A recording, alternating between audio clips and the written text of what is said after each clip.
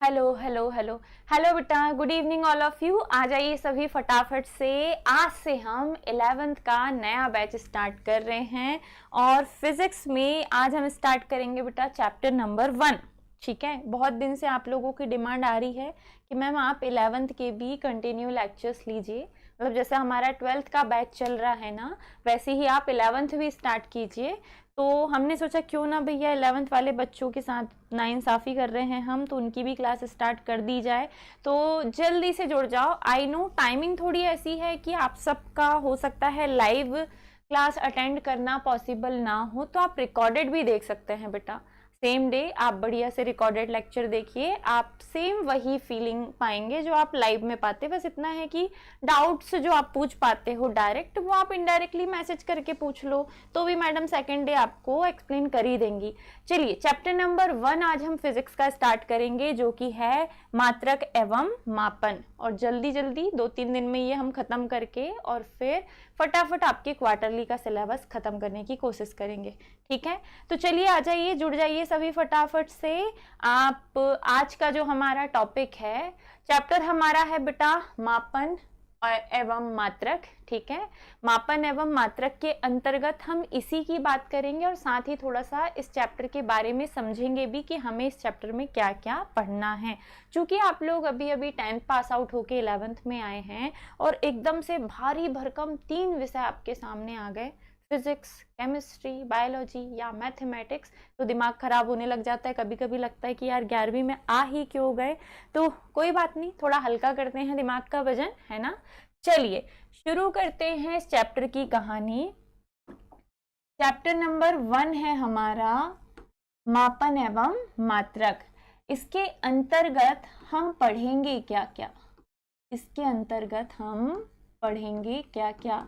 तो इस चैप्टर का नाम जैसे आपको क्लियर है, नाम जैसे आपको क्लियर है, यहाँ आपको बोला जा रहा है, एक सेकंड बेटा, अभी ठीक है, मुझे ऐसा लग रहा था कि मुझे करंट लग रहा है ना। चलिए सबसे पहले हम बात करेंगे मापन के बारे में। किसी भी चीज का मापन, किसी भी चीज की माप करना, उसे तौलना, मेजर करना क्यों जरूरी है और किस लिए हम मापन की पद्धतियां अपनाते हैं, हम ये समझेंगे। मापन की कौन कौन सी पद्धतियां हैं, हम ये भी समझेंगे। मापन के बाद बारी आएगी मात्रक की। फिर हम पढ़ेंगे मापन एवं मात्रक की जो भी विशेषताएं हैं। तो मापन की क्या विशेषता, हम पढ़ेंगे बेटा मात्रक की विशेषताओं के बारे में। अभी मैं एक्सप्लेन करूंगी आपको, अभी तो मैं सिर्फ चैप्टर के बारे में बता रही हूँ, मात्रक की विशेषताओं के बारे में। फिर इसके बाद बारी आएगी राशियों की, और राशियां कौन सी, भौतिक राशियां, भौतिक राशियां, इस पे बात होगी हमारी। ये सिर्फ टॉपिक अभी मैं बता रही हूँ। और भौतिक राशियों के अंतर्गत हम बात करेंगे बेटा मूल राशि की और व्युत्पन्न राशि की, व्युत्पन्न राशि की। ठीक है, धीरे धीरे आगे बढ़ेंगे हम। राशियों के बाद हमारी बात होगी विमीय सूत्र के बारे में। हालांकि मैडम इस चैप्टर में ज़्यादा इस पे बात नहीं करेगी, जब 2-3 चैप्टर आपके हो जाएंगे उसके बाद धीरे धीरे आप इस चीज़ को बहुत अच्छे से समझने लग जाओगे। फिर बात होगी कुछ समीकरण की, विमीय विधि से सत्यता की जांच हम करेंगे कि वो समीकरण सही है या नहीं। कुछ समीकरण जो है उनकी हम विमीय विधि से सत्यता की जांच करेंगे। सब कुछ इस चैप्टर में है बेटा। और जब ये भी हो जाएगा तो हम बात करेंगे बहुत ही इम्पोर्टेंट टॉपिक, जो कि है सार्थक अंक, कि किसी भी राशि को आप, किसी भी गणना को आप कितने सूक्ष्मतम अंकों में माप कर डिफाइन कर सकते हो। ये है सार्थक अंक जिन पे बात होगी। तो आई होप सो सिलेबस आपको समझ में आ गया होगा, है ना। ठीक है, चलो मैं तुम लोग के कमेंट भी देख रही हूँ। ये सब कुछ, इनके अलावा और भी बहुत कुछ है जो पढ़ना है, लेकिन ये वो मेन टॉपिक हैं जो हमें इस चैप्टर में पढ़ने हैं और डिटेल में पढ़ने हैं। तो सबसे पहले बात होगी बेटा काय की, मापन की। ठीक है, सबसे पहले बात होगी किसकी, मापन की। चलिए, क्या है बेटा मापन? मापन, ठीक है, मापन किसी भौतिक राशि की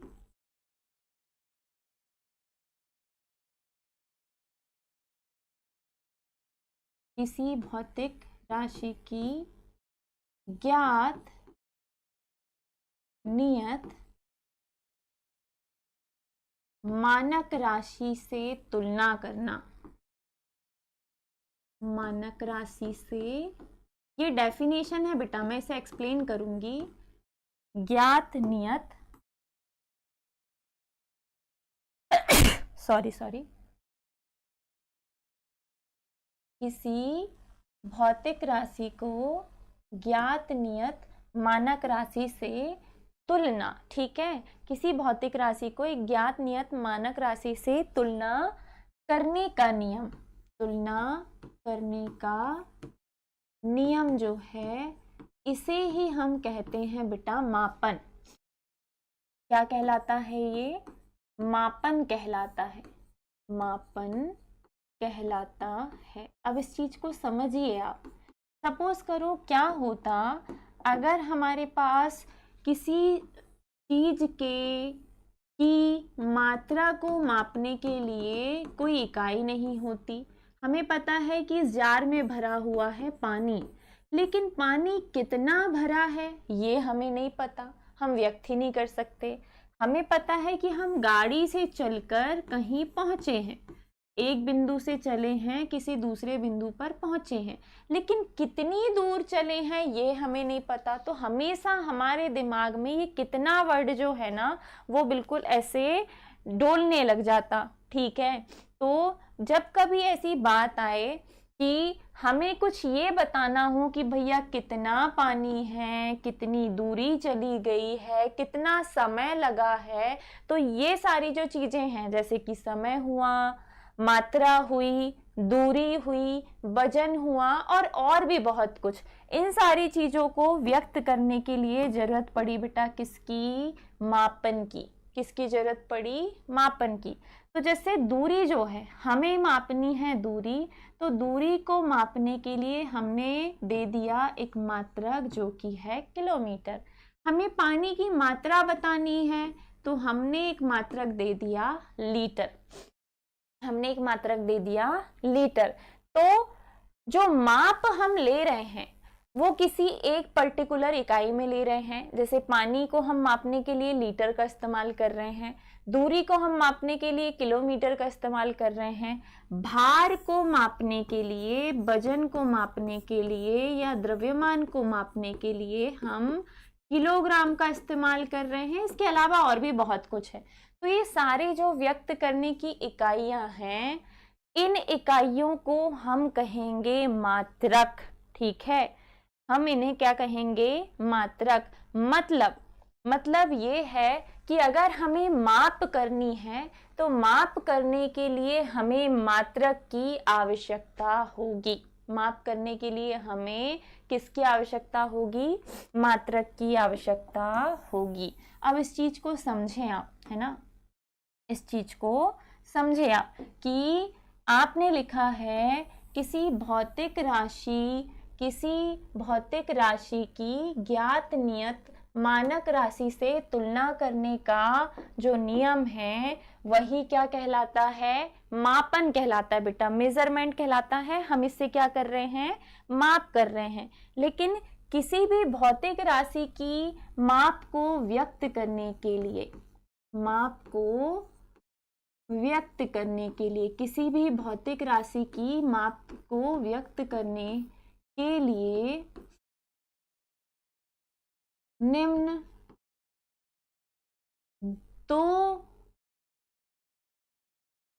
दो बात बोलेंगे या चीज बोलेंगे? दो बातों की आवश्यकता होती है। निम्न दो बातों की आवश्यकता होती है। आवश्यकता ही आविष्कार की जननी है ना, आवश्यकता।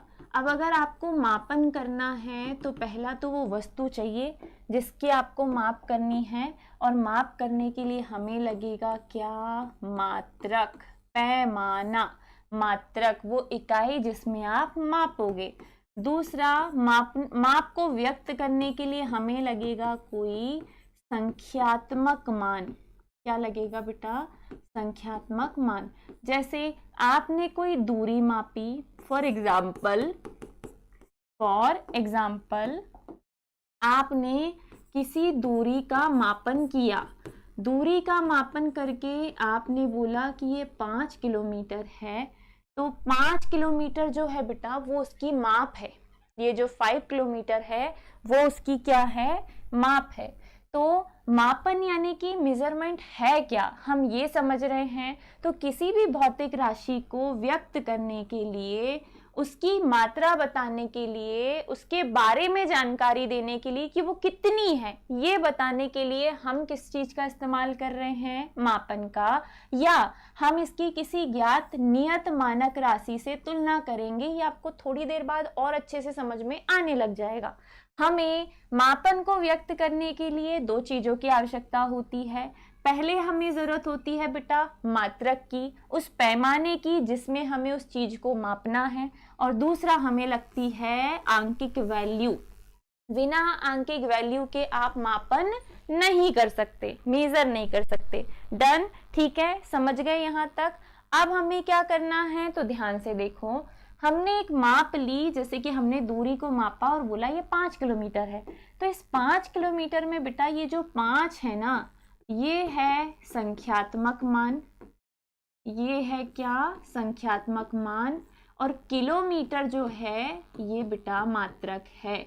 तो ये जो 5 किलोमीटर है ये हमने माप की है, दूरी की माप की है, किसी दूरी को मापा है। तो किसी भी भौतिक राशि जो भौतिक रूप से अवेलेबल है, जैसे कि दूरी एक भौतिक राशि है, क्षेत्रफल एक भौतिक राशि है, मात्रा जो है वो एक भौतिक राशि है, फिर वजन जो है वो एक भौतिक राशि है, द्रव्यमान भौतिक राशि है, समय भौतिक राशि है। तो जिन जिन चीजों की हम माप कर सकते हैं वे सारी बेटा भौतिक राशियां हैं। वे सारी क्या हैं?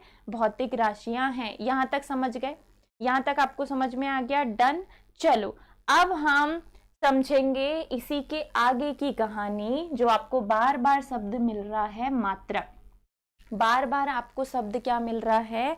मात्रक। तो अब हम समझेंगे किसके बारे में? मात्रक के बारे में। अब हम समझेंगे किसके बारे में? मात्रक के बारे में। तो चलिए समझते हैं मात्रक के बारे में। मात्रक, ठीक है। मात्रक क्या होते हैं? तो जैसे कि आपने किलोमीटर जो है, किलोमीटर वो दूरी को मापा है किलोमीटर में, दूरी को मापा है किलोमीटर में। फिर द्रव्यमान को मापा है किलोग्राम में, द्रव्यमान को मापा है किलोग्राम में। फिर जो पानी है, जो लिक्विड होता है, उसको आपने मापा है लीटर में। या फिर साथ ही समय को मापा है सेकंड में। तो ये सारे जो हैं ये बेटा क्या हैं? मात्रक। मतलब जो भी आपने माप की है, जो भी आपने माप की है, तो भौतिक राशि के परिमाण को व्यक्त करने के लिए किसी भौतिक राशि के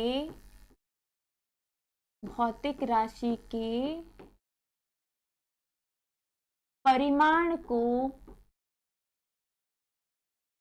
व्यक्त करने के लिए, अभी आप समझने पे फोकस करो, आप बोलोगे तो हम नोट्स भी वेबसाइट पे अपलोड कर देंगे अपने ऐप पे, है ना। करने के लिए प्रयुक्त भौतिक राशि के परिमाण को व्यक्त करने के लिए प्रयुक्त मानक राशि को जिसमें आप माप रहे हो बेटा, प्रयुक्त मानक राशि को क्या कहते हैं? मात्रक कहते हैं, मात्रक कहते हैं। आपको किसी भी चीज की माप लेनी है तो माप लेने के लिए जिस मानक राशि का इस्तेमाल आप कर रहे हो उसे ही हम कहते हैं मात्रक।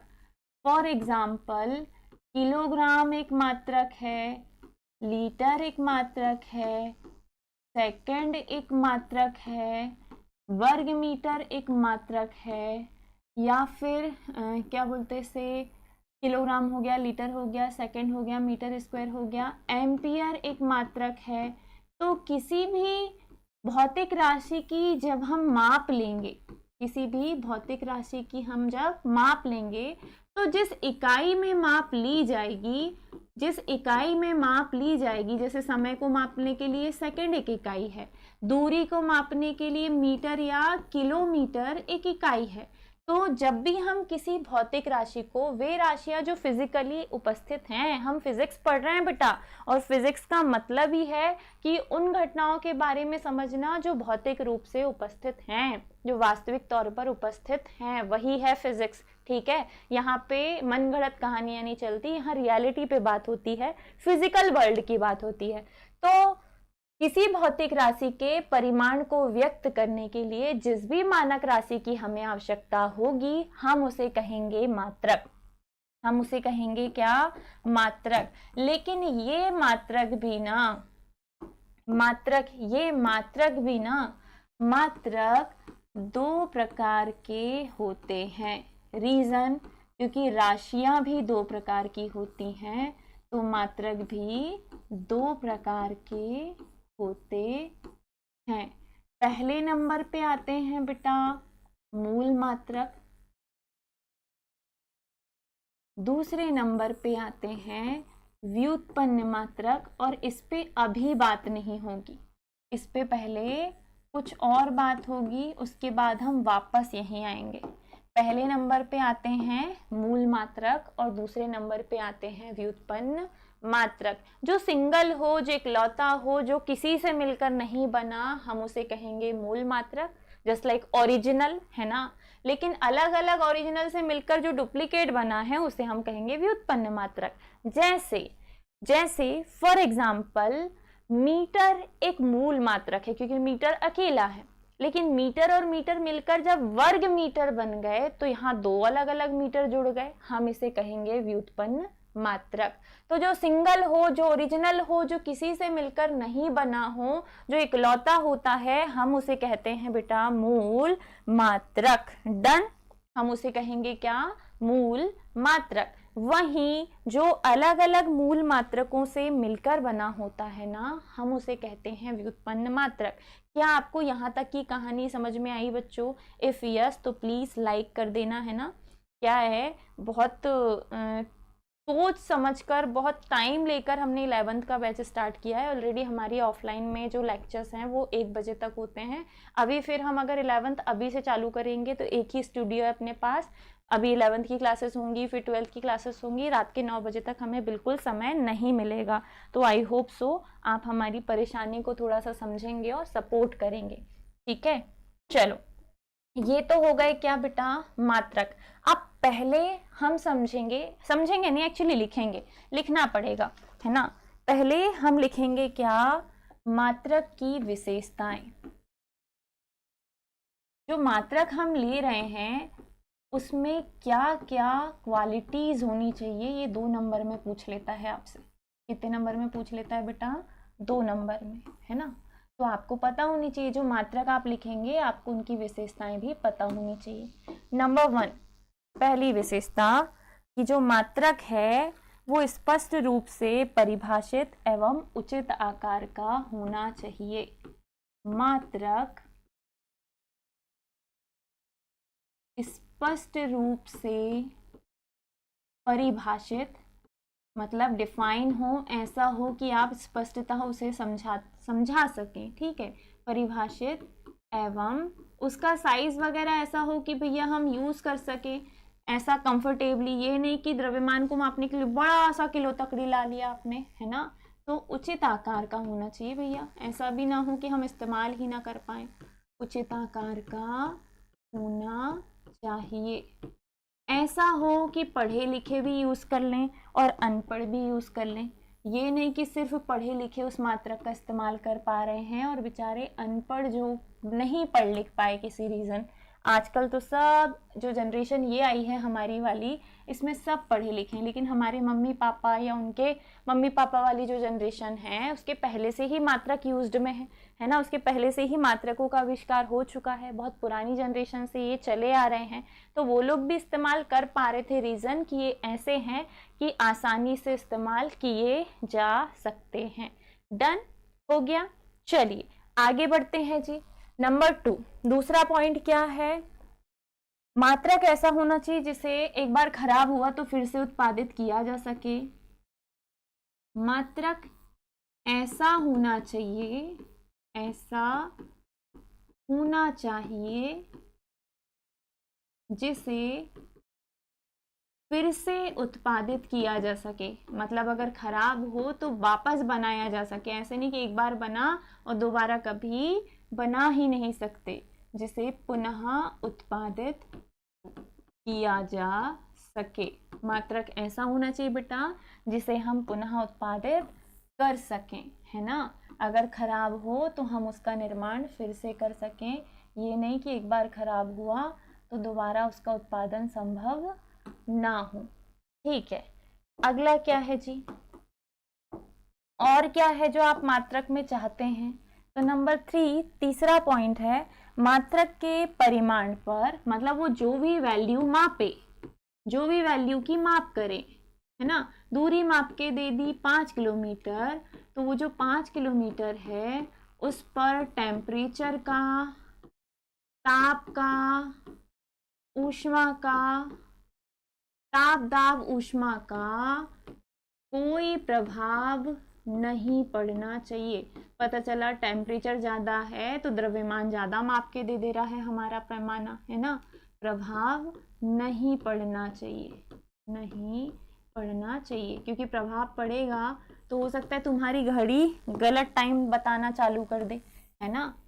अलग अलग मौसम में अलग अलग टाइप की चीज़ें होती हैं, तो बेटर इज़ दैट कि हमें समझ आए कि हाँ भैया, अगर मौसम ख़राब भी है, बहुत ज़्यादा टेम्परेचर भी है, ह्यूमिडिटी भी है और बहुत सारी दिक्कतें हैं, तब भी हमारा मात्रक गलत परिमाण ना दे, वो सही सही वैल्यू हमें माप के दे। हमारा मात्रक ऐसा हो जिस पर ताप का, दाब का, ऊष्मा का, अगर वो नॉर्मल 30 डिग्री सेल्सियस पे आपको वजन 2 kg माप के दे रहा है तो 45 डिग्री सेल्सियस पर भी 2 kg ही होना चाहिए, है ना। ऊंचाई मापने के लिए मीटर है ना। तो ग्रेविटी लगे या ना लगे, गुरुत्वाकर्षण बल कितनी भी ऊपर लग रहा हो, अगर आप दूरी को किलोमीटर या मीटर में माप रहे हैं तो वो सही सही माप में आनी चाहिए। मात्रक हमारा ऐसा होना चाहिए जिस पर ताप दाब ऊष्मा का कोई प्रभाव नहीं पड़ना चाहिए। मात्रक की जो वैल्यू है, मात्रक की जो वैल्यू है, मात्रक के परिमाण पर, मात्रक के परिमाण पर समय व स्थान का कोई प्रभाव नहीं पड़ना चाहिए। समय और स्थान का कोई प्रभाव नहीं पड़ना चाहिए। ये आपको विशेषताएं लिखनी है बेटा मात्रक की। स्थान का कोई प्रभाव नहीं पड़ना चाहिए। आप किसी भी समय मापो, किसी भी स्थान पर मापो, आपकी वैल्यू हमेशा हर जगह प्रभाव नहीं पड़ना चाहिए, नहीं पड़ना चाहिए। और लास्ट है कि अगर इंडिया में माप करने पर चावल 2 kg मापा गया है तो अमेरिका में भी वो 2 kg ही हो, कनाडा में भी 2 kg ही हो, और ये जो kg है ये हर जगह लागू हो। मीटर जो है वो हर देश में लागू हो, लीटर जो है वो हर देश में लागू हो। ये नहीं कि तुम यहाँ पे kg में माप रहे हो, अमेरिका में जाके पौंड में माप रहे हो, इटली में जाके ग्राम में माप रहे हो, हर जगह अलग अलग होगा तो दिक्कत हो जाएगी। तो मात्रक ऐसा हो जो यूनिवर्सल हो, जो अंतर्राष्ट्रीय स्तर पर सर्वमान्य हो, है ना, जो इंटरनेशनल लेवल पर सर्वमान्य हो। लास्ट पॉइंट है बेटा, मात्रक अंतरराष्ट्रीय स्तर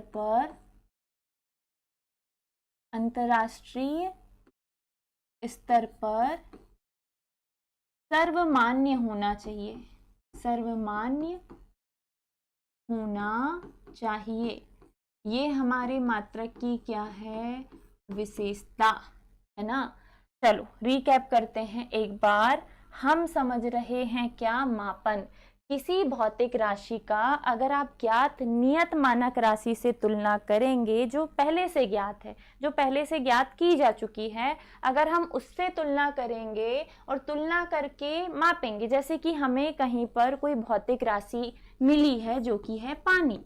पानी एक भौतिक राशि है बेटा, लेकिन पानी कितना है ये तो हमें माप करके ही पता चलेगा। तो पानी एक भौतिक राशि है जिसकी हम किसी ज्ञात नियत मानक राशि जो कि है लीटर से क्या कर रहे हैं, तुलना। और ये बता रहे कि पानी है लेकिन कितना है, 2 लीटर है। तो ये जो 2 लीटर आप बता पा रहे हो, ये इसलिए क्योंकि आप उसकी क्या कर रहे हो, माप कर रहे हो बेटा। क्या कर रहे हो, माप कर रहे हो। तो ये जो नियम बने हैं किसी भी भौतिक राशि की ज्ञात नियत मानक राशि से तुलना करने के, हम इसी को कहेंगे मापन। हम इसे क्या कहेंगे बच्चा, मापन। माप को व्यक्त करने के लिए हमें, किसी भी भौतिक राशि की माप को व्यक्त करने के लिए हमें 2 बातों की आवश्यकता होती है, 2 चीजों की आवश्यकता होती है।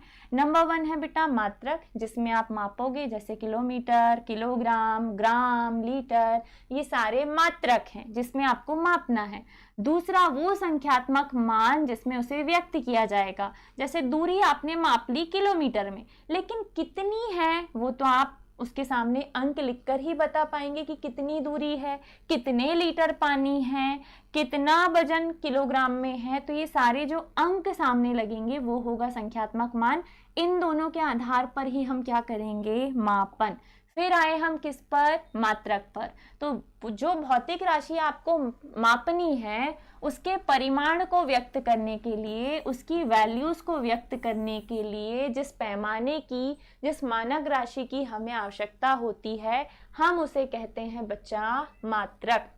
जैसे किलोग्राम एक मात्रक है, लीटर एक मात्रक है, सेकंड एक मात्रक है, इसके बाद वर्ग मीटर एक मात्रक है, एम्पियर एक मात्रक है। तो ये सारे क्या हो जाएंगे बच्चा, मात्रक। ये सारे क्या हो जाएंगे, ये सारे क्या हो जाएंगे, मात्रक। डन, ठीक है, ओके। नाउ नेक्स्ट, मात्रक कितने प्रकार के होते हैं, 2। पहला होता है बच्चा मूल मात्रक और दूसरा होता है व्युत्पन्न मात्रक। पहला होता है मूल मात्रक और दूसरा होता है व्युत्पन्न मात्रक। Done, okay. चलिए आगे बढ़ते हैं हम। मात्रक 2 प्रकार के हैं, मूल और व्युत्पन्न मात्रक। इसके बाद इन्हें समझने के पहले हमने समझनी है क्या, कि मात्रक में क्या क्या विशेषताएं होनी चाहिए जो कि आपको याद होनी चाहिए 2 नंबर के लिए। पहला है कि मात्रक स्पष्ट रूप से परिभाषित हो, उचित आकार का हो। आप उसे स्पष्ट मतलब हर कोई व्यक्ति समझ पाए, हर एज ग्रुप का समझ पाए, छोटा बड़ा बूढ़ा, पढ़ा लिखा अनपढ़, ऐसा हो। क्योंकि हमें ऐसा नहीं कि बहुत पढ़े लिखे लोग ही मापन करते हैं, सारे टाइप के व्यक्तियों को मापन करना, सबको बेटा माप करते आना चाहिए, है ना। चाहे किसी भी चीज, आज तक बहुत सारे लोगों को यही नहीं समझ में आता कि सोनार सोना माप कैसे रहे हैं, उन्हें कुछ समझ में नहीं आता। तो ये जो माप पद्धति है ना, ये ऐसी हो कि सभी को समझ में आए, सभी उसे आसानी से अंडरस्टैंड कर पाए, ऐसे होने चाहिए मात्रक, है ना। तो मात्रक स्पष्ट रूप से परिभाषित हो, उचित आकार का हो, ये इसकी पहली विशेषता है। दूसरा, ऐसा होना चाहिए जो अगर खराब हो तो हम वापस इसका प्रोडक्शन कर पाए, आसानी से कर पाए, बहुत कॉम्प्लिकेटेड ना हो। मात्रक के परिमाण पर ताप दाब ऊष्मा हीट का कोई प्रभाव ना पड़े, नॉर्मल टेम्परेचर पर, हाई टेम्परेचर पर, लो टेम्परेचर पर, सब पर माप वो एक जैसी दे, ऐसा हो। मात्रक के परिमाण का समय और स्थान पर कोई प्रभाव ना पड़े, दिन में मापो, शाम को मापो, सुबह मापो, अर्ली मॉर्निंग मापो, एक जैसी माप आपको मिलनी चाहिए। और मात्रक अंतर्राष्ट्रीय स्तर पर सर्वमान्य होना चाहिए, यूनिवर्सल लेवल पर सर्वमान्य होना चाहिए। यहां तक आपको समझ में आ गया बेटा? आई होप सो, यहां तक आपको समझ में आ गया, ठीक है। अब हम आएंगे अंतर्राष्ट्रीय मापन की पद्धतियों पे। अब हम आएंगे मापन की पद्धतियों पे, फिर भौतिक और व्युत्पन्न राशियां पढ़नी है हमें, ठीक है। अब हम आएंगे मापन की पद्धतियों पे। तो मापन की जो पद्धतियां हैं वो 4 प्रकार की होती हैं, 4 प्रकार की होती हैं। नंबर 1 SI पद्धति, जिसे कहा जाता है अंतरराष्ट्रीय मानक पद्धति, इंटरनेशनल स्टैंडर्ड यूनिट, है ना, इंटरनेशनल स्टैंडर्ड यूनिट। हम इसे कहते हैं बच्चा इंटरनेशनल स्टैंडर्ड यूनिट। SI का मतलब है इंटरनेशनल, S का मतलब है स्टैंडर्ड, और पद्धति का मतलब है यूनिट। तो SI पद्धति का मतलब हुआ इंटरनेशनल स्टैंडर्ड यूनिट। दूसरी पद्धति होती है बच्चा जो इससे बड़ी होती है, विच इज CGS पद्धति। CGS को कहा जाता है centimetre gram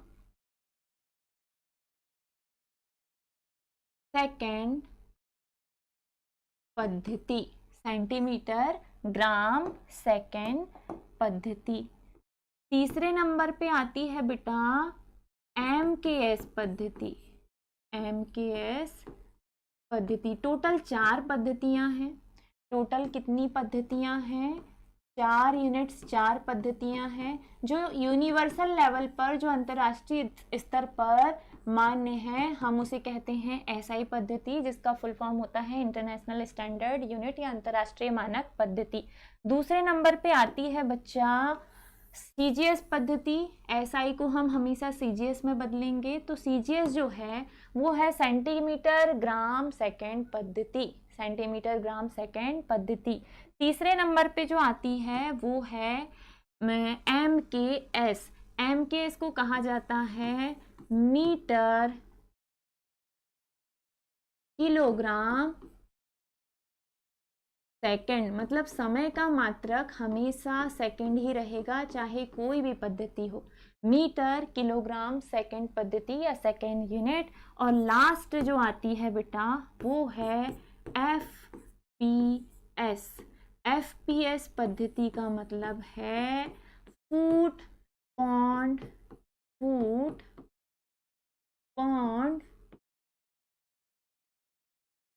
second unit. Unit का मतलब होता है पद्धति, ठीक है। तो टोटल कितनी प्रकार की पद्धतियां हैं अंतरराष्ट्रीय मानक पद्धतियां?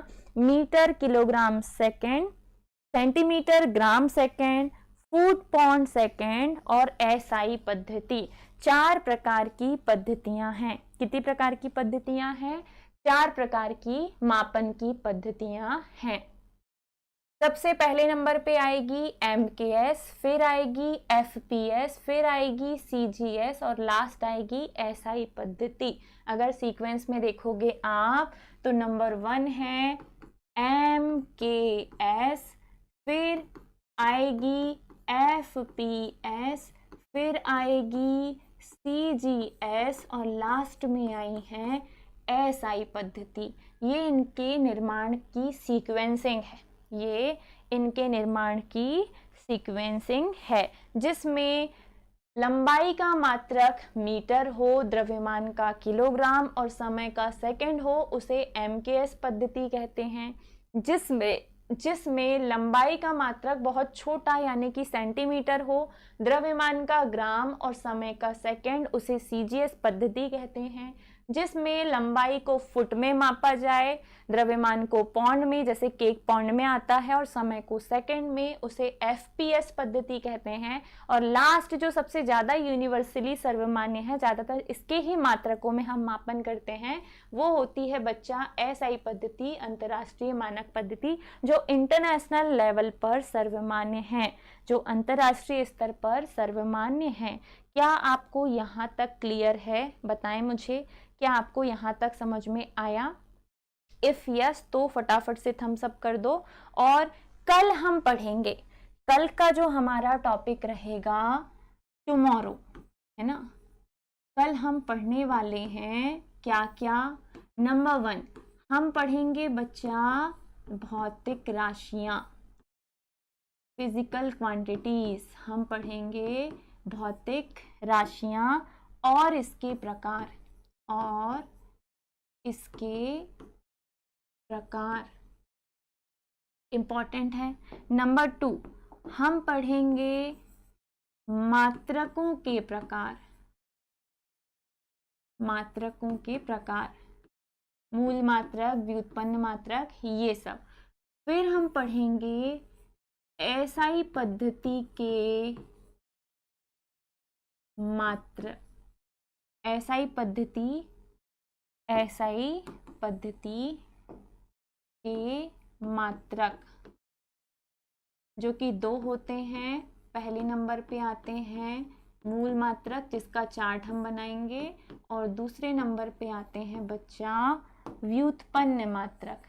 मूल मात्रक, व्युत्पन्न मात्रक मिलकर बने होंगे तो व्युत्पन्न, अपने आप में सेपरेट होंगे तो मूल मात्रक।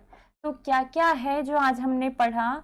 आज हमने चैप्टर के बारे में जाना बच्चा, हमें इस चैप्टर में पढ़ना क्या क्या है हमने ये समझा। हमने मापन के बारे में डिस्कस किया, हमने मात्रक के बारे में डिस्कस किया, हमने मात्रक की विशेषताएं पढ़ ली। फिर हमने बात की है आगे इसी में आज, पहले हमने मापन के बारे में समझा, ये पूरा आपको डिटेल में लिखना है, ठीक है, ये पूरा आपको डिटेल में लिखना है बच्चा। फिर मापन के बाद हम आए काय पे, 1 सेकेंड है ना, ओके बच्चे मैसेज कर रहे हैं। चलो मात्रक पे ये हम कल पढ़ने वाले हैं, ये जो है इनकी डिटेल जो है वो हम कल की क्लास में पढ़ेंगे, है ना, क्योंकि मैंने अभी आपको भौतिक राशियों के बारे में नहीं पढ़ाया, तो मात्रकों के प्रकार कैसे पढ़ा दूं, तो ये हम कल पढ़ेंगे बेटा।